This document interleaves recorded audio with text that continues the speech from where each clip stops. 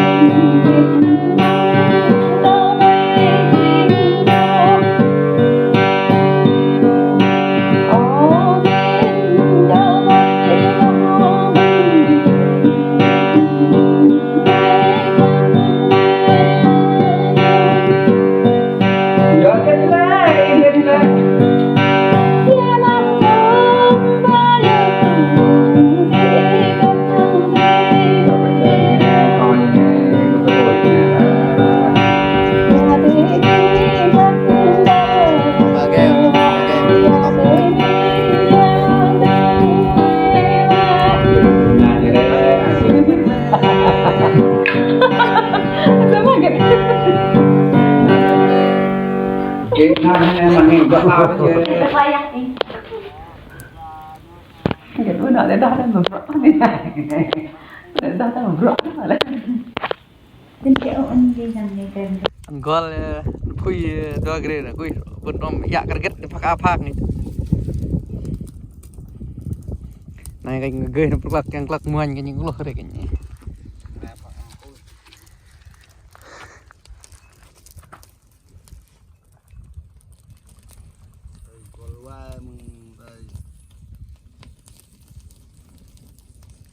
quăng nè cái play cái của cái lẹ nó nhanh nhạy YouTube cái hạt ra Mấy rek long nè con nó break mình bên ren.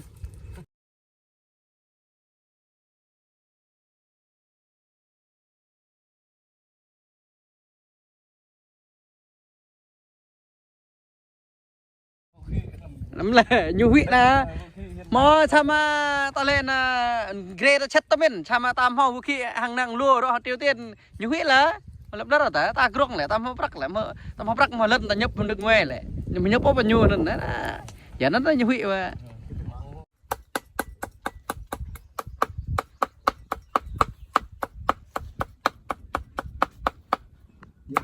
hăng lên nè lên